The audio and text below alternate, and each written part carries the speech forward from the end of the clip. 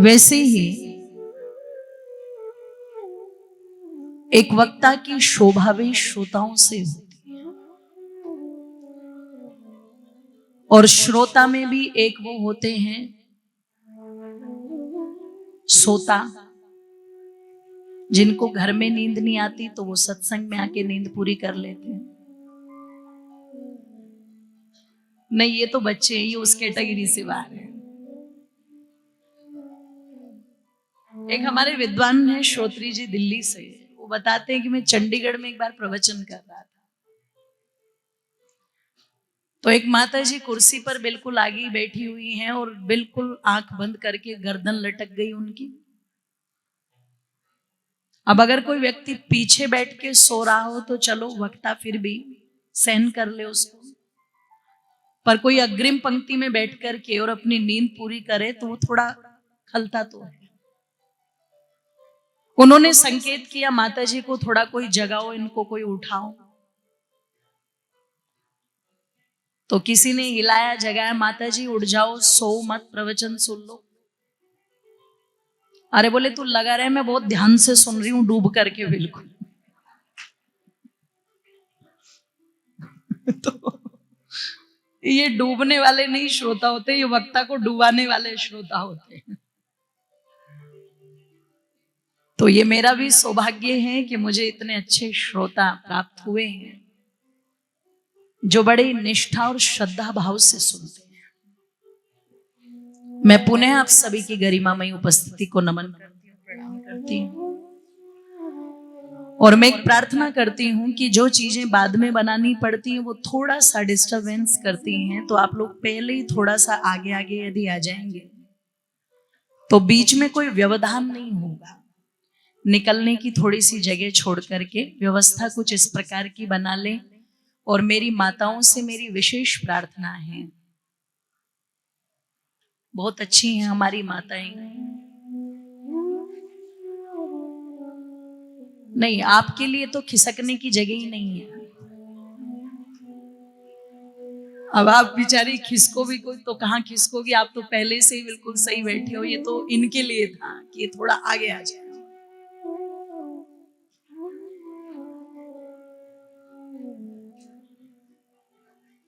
हम सबका ये कार्यक्रम है, हम सबको इसे सफल बनाना है। कल मैंने कुछ निवेदन किया था आप लोगों से और आपने कुछ हद तक उसको स्वीकार भी किया, लेकिन फिर भी थोड़ी सी गड़बड़ रह गई कि जैसे ही आरती होती हम तुरंत एकदम बिल्कुल आपाधापी मचाते। तो मैं समझती हूँ माताओं, कभी कभी उसमें कोई ना कोई घटना भी घट जाती है, कोई गिर जाए, किसी को चोट लग जाए, तो इतनी समझदारी तो कम से कम हमारी रहनी चाहिए कि हम अनुशासन का परिचय दें। कुछ व्यवस्था हमारे कार्यकर्ता, कुछ नहीं बहुत कुछ व्यवस्था वो कर रहे हैं, छोटी से छोटी चीज का ध्यान रख रहे हैं।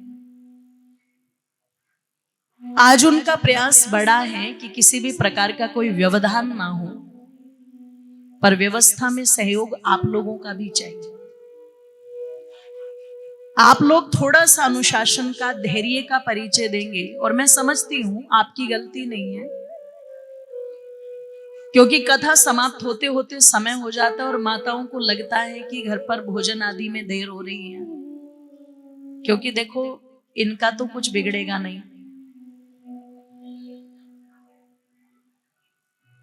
तुम सुबह 4 बजे से लेके शाम के 10 बजे तक पूरा काम करो, ये तो तब भी एक डायलॉग बोलेंगे कि सारा दिन घर में करती क्या हो। अब इन्हें अगर समय से भोजन नहीं मिले तो ये नहीं सोचेंगे कि चलो 7 दिन थोड़ा हम आगे पीछे कर ले, हो सकता है ये भी कह दे कथा में ही रह लेती, यहां क्यों आ गई।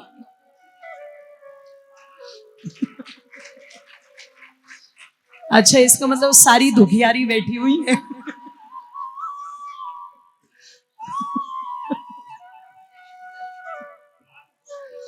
बोलिए सत्य सनातन वैदिक धर्म की जय। पर माताओं, मैं आपको एक बात बता दूं, माताओं में इतनी सामर्थ्य तो ईश्वर ने स्वाभाविक दी है कि अपनी मधुर वाणी से वो इतना तो समझाई देती है कि कोई बात नहीं, 2-4 दिन की बात है, सारे काम तो समय से ही होंगे। हाँ, तुम कर्कश बोलोगी, कटुता से बोलोगी तो हो सकता है गड़बड़ भी हो जाए, फिर पता लगा घर में रामायण की जगह महाभारत चालू हो गई, है ना। तो थोड़ा सा चीजों को मैनेज आप भी करो, समझने की कोशिश करो, बाद में एक अनुशासन बनाओ। बस इतना मेरा आप लोगों से ये निवेदन था। आप इसको स्वीकार करेंगे ये मुझे पूरी आशा है। परमपिता परमेश्वर ने ये मानव का चोला हमें प्रदान किया है, और मेरी माताओं, मानव के चोले की जो सबसे बड़ी विशेषता है, सबसे बड़ी उत्तमता है, वो ये नहीं है कि मनुष्य की आंखों के कारण ये विशेष हो। अगर कोई कहे कि तेरी आंखें बहुत सुंदर हैं, तो जब भी किसी की आंखों की उपमा की जाती है, इसकी आंखें बहुत सुंदर हैं, तो किसके जैसी? बोले हिरनी जैसी। तो इसका मतलब आंखें किसकी सुंदर हुई? हिरनी की। कोई कहे तुम्हारी नाक बहुत अच्छी, तो कैसी? बोले तोते जैसी। तो इसका मतलब नाक किसकी अच्छी हुई? तोते की। किसी ने कहा तुम्हारी आवाज बहुत अच्छी है, किसके जैसी? कोयल जैसी। तो आवाज किसकी अच्छी हुई? कोयल की।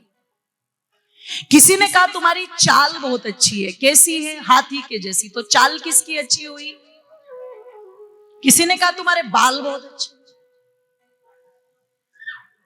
किसके जैसे? बोले काले काले बाल है, बिल्कुल रीछ जैसे बाल उसके अच्छे हुए। आप किसी भी मनुष्य के अंग प्रत्यंग की उपमा को उठाएंगे तो संसार में आपको कोई ना कोई मिल ही जाएगा, ऐसा पशु पक्षी जिसके साथ उसका कंपैरिजन किया जाता, उसकी तुलना की जाती। इसका मतलब जो विशेषताएं मनुष्य की शारीरिक हम देखते हैं, वो विशेषताएं पशु पक्षियों में मनुष्य से बेहतर हैं। लेकिन केवल एक चीज है जो मनुष्य को उठा करके सबसे ऊपर की कोटि में रख देती है, और वो क्या है? कर्म करने की स्वतंत्रता और इसकी बौद्धिकता, बस। और कुछ विशेष नहीं है, कुछ भी विशेष नहीं। परमपिता परमेश्वर ने जितने भी पशु पक्षी हैं, एक तरह से ये मानो कि उनके वारंट निकले हुए हैं और वो उम्र भर के कैदी हैं, केवल भोग योनि में बस सजा काटनी है उन्हें। पर मनुष्य की जो स्थिति है वो बिल्कुल ऐसी है जैसे कोई जमानत पर छूटा हुआ। क्यों? ये पूर्ण तरह से स्वतंत्र भी नहीं है। अगर पूर्ण रूप से मनुष्य स्वतंत्र हो तो केवल जो कर्म वो कर रहा है उसी का फल मिलेगा। पर कभी आपने देखा होगा व्यक्ति बहुत अच्छा है, उसने कुछ गलत नहीं किया, पर फिर भी उसे दुख भोगना पड़ रहा है। और व्यक्ति रोते रोते क्या कहता है? मैंने कभी किसी का बुरा नहीं किया, लेकिन फिर भी मेरे जीवन में दुख आ रहे हैं। इसका मतलब पिछला कोई ना कोई हिसाब किताब है जो यहां चल रहा है। तो ये भोग योनि में भी है, लेकिन भोग के साथ साथ इसके पास कर्म करने की स्वतंत्रता है। जमानती के पास चांस होता है, जमानत पर छूट के अगर अपने केस की पैरवी वो ठीक ठीक करे तो भाई इज्जत बरी भी हो जाता है कोर्ट से। तो ये जो मनुष्य है, अगर ये भी अपने कर्मों की पैरवी को ठीक ठीक करे, कर्तव्य भाव से करे, तो एक दिन सारे बंधन कट के ये भी मोक्ष का अधिकारी बन जाता है।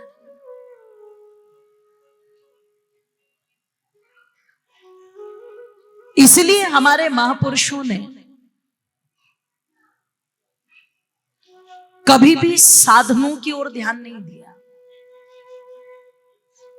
कभी भी उस जीवन की ओर ध्यान नहीं दिया कि जिसमें बिल्कुल आराम से लेट करके और बस ऐश्वर्यों को भोगना था। नहीं, जहां भी उनके लिए अपने कर्तव्य को पूर्ण करने का अवसर मिला, वे तुरंत उसी दिशा में बढ़ गए। जो व्यक्ति जितनी बड़ी पदवी को प्राप्त करना चाहता, उस व्यक्ति को पुरुषार्थ भी उतना ही करना पड़ेगा, ध्यान रखना। कोई व्यक्ति सोचे मैं बड़ा बन जाऊं और बड़ा बन के मैं आराम से रहूंगा, तो देखो आराम से कौन रह रहा है। आज अगर कोई भारत के सर्वोच्च पद, प्रधानमंत्री के पद को अलंकृत कर रहा है, तो हो सकता है सामान्य व्यक्ति 8 घंटे सोता और वे 4 घंटे ही सोने को मिलता हो। आप हो सकता है 8 घंटे की 10 घंटे की ड्यूटी करते हो, उन्हें 18 घंटे की ड्यूटी करनी पड़ रही हो।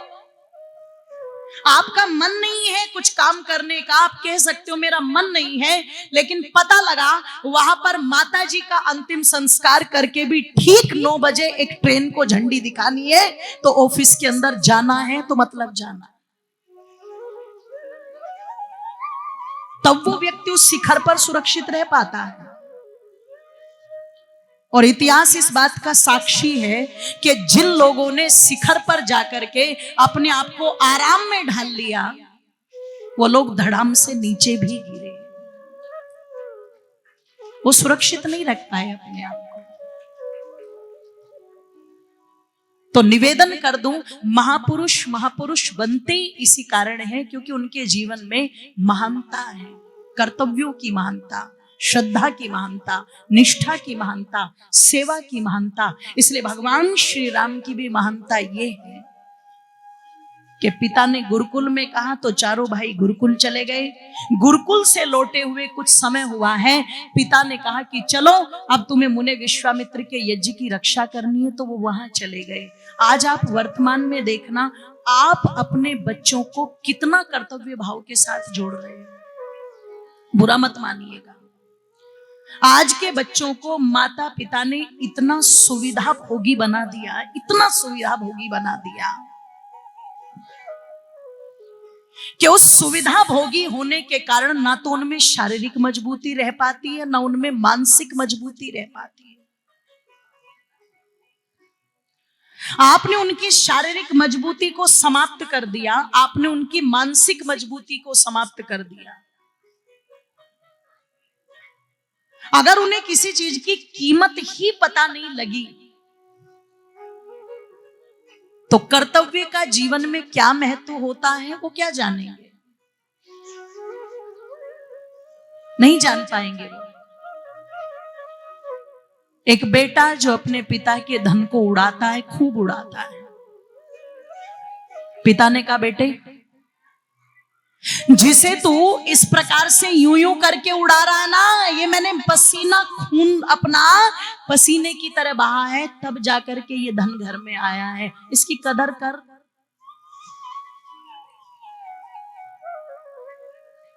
पर बेटे का एक ही उत्तर था, कमा किसके ले रहे हो, मेरे लिए ही ना। जब मेरा ही है तो तुम्हें दर्द किस बात का हो रहा है कि मैं खर्च रहा हूं, मेरे लिए ही कमाया है आपने। पिता विचार कर रहा है इसको समझाऊं तो कैसे समझाऊं। एक दिन का चल, उड़ाना तो बहुत आसान है, कमा के भी तो दिखा। एक काम कर, तू 100 रुपए कमा करके ला, चल, हजारों में उड़ाता है ना, केवल 100 रुपए कमा करके ला। शाम तक देने 100 रुपए, तब घर में आने दूंगा, नहीं तो आने नहीं दूंगा। अब पिताजी गए बाहर, ये तुरंत पहुंचा मम्मी के पास, पीछे से मम्मी का पल्लू पकड़ा, मम्मी 100 रुपए देना जरा। अब मम्मी ने पल्लू के नीचे से धीरे से 100 रुपए दे दिए और दे करके क्या, कसाई को पता मत लगने देना, तेरे साथ साथ मुझे भी कूट देगा। कसाई मतलब आप नहीं कहती होगी अपने पति को, वो रही होगी कोई झज्जर रोहतक वाली, उपाधियां पकड़ रखी हैं पतियों के लिए। पता मत लगने देना।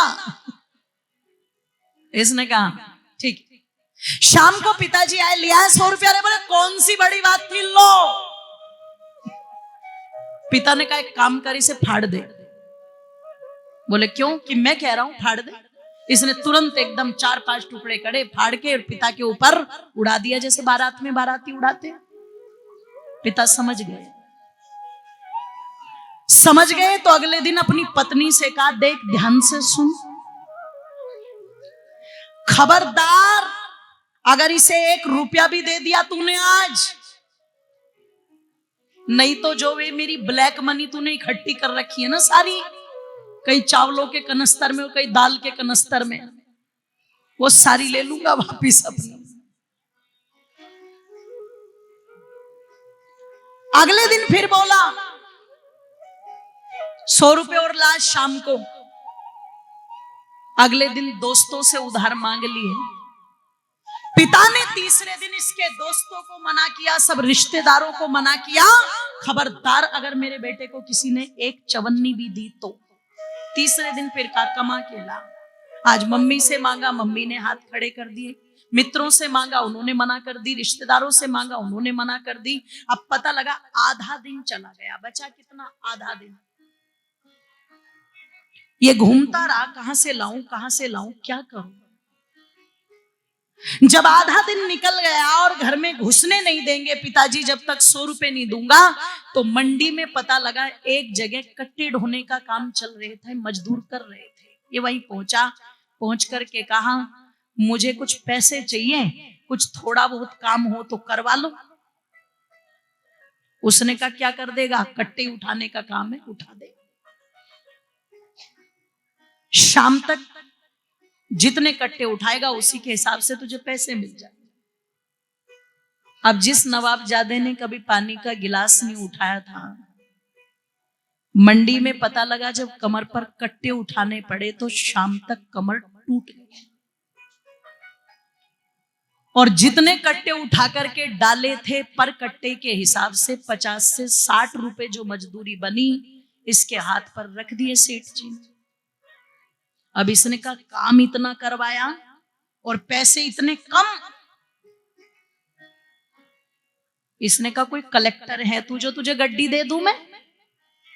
ये तो मजदूरी मिली है तेरी, पहले ही बता दिया था तुझे, यही बनती है।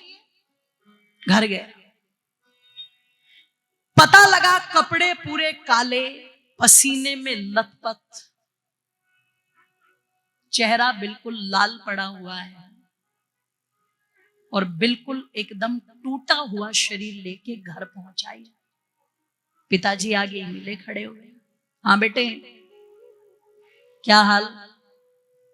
बोले वो तो देख ही रहे होंगे कि वो तो मैं देख रहा हूं। ला जल्दी 100 रुपए निकाल। इस बेटे ने अपनी जेब से वो 50 से 60 रुपए निकाले, माता और पिता के हाथ पर रख दिए। हाथ पर रख करके कहता है जो भी है बस ले लो, ले लो। ये मत कहना ये कम है, मैं बड़ी मुश्किल से कमा के लाया हूं। पिताजी ने कहा चल कोई बात नहीं, 60 पर ही सबर कर लूंगा, एक काम कर इसे भी फाड़ दे। बस जैसे ही पिता ने ये कहा, तुरंत ऐसी बिजली सी कौंधी शरीर के अंदर कि फाड़ दूं, ऐसे ही फाड़ दूं। जानते हो ये कितनी मेहनत से कमाए हैं मैंने? मेरा चेहरा नहीं दिख रहा आपको? पसीने से लथपथ हो गया मैं, मेरे पैर टूटे जा रहे हैं, मेरी कमर टूटी जा रही है। मंडी में मजदूरी करके तब ये 60 रुपए लेकर के आया हूं और आप कहते हो फाड़ दो। बिल्कुल नहीं फाड़ूंगा। एक काम करो, अपना घर, अपनी जमीन, अपनी संपत्ति अपने पास रखो, मैं अपने आप कर लूंगा, पर मैं ये पैसे नहीं फाड़ूंगा।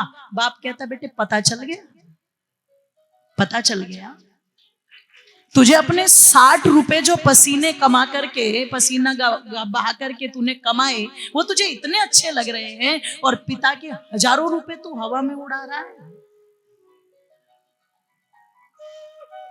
जब तक स्वयं वो उस आंधी तूफान से न गुजर जाए,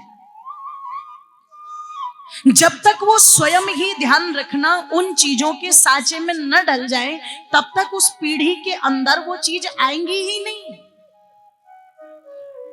आज जो तुम इन्हें फूलों की तरह नाजुक बिल्कुल बना रहे हो, ये जीवन में आगे चल करके जब कोई विपत्ति आएगी, संकट आएगा, ये सर्वाइव ही नहीं कर पाएंगे बिल्कुल भी। फिर क्या होगा? नंबर कम रह गए तो ये घर कमाते और रेलवे ट्रैक पर पहुंच जाते हैं। किसी कंपटीशन में हार गए तो ये सल्फास खाने की सोचने लगते हैं।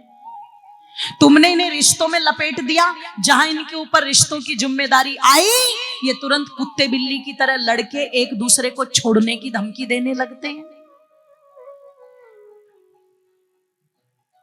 नहीं, अगर चीजें बनानी है तो पुरुषार्थ के सांचे में ढालना पड़ेगा, तभी दृढ़ता आएगी। और फिर वो दृढ़ता इतनी आती है कि फिर वो बाप की कमाई पर नहीं, वो आपकी कमाई में विश्वास रखता है। जैसे मेरे पिता ने इज्जत बनाई, मैं भी समाज में वैसी इज्जत, जोर से बोलो, बनाऊंगा। जैसे मेरे पिता ने, दादा ने मेहनत पुरुषार्थ करके ये महल खड़े किए, ऐसे मैं भी अपनी मेहनत से करूंगा।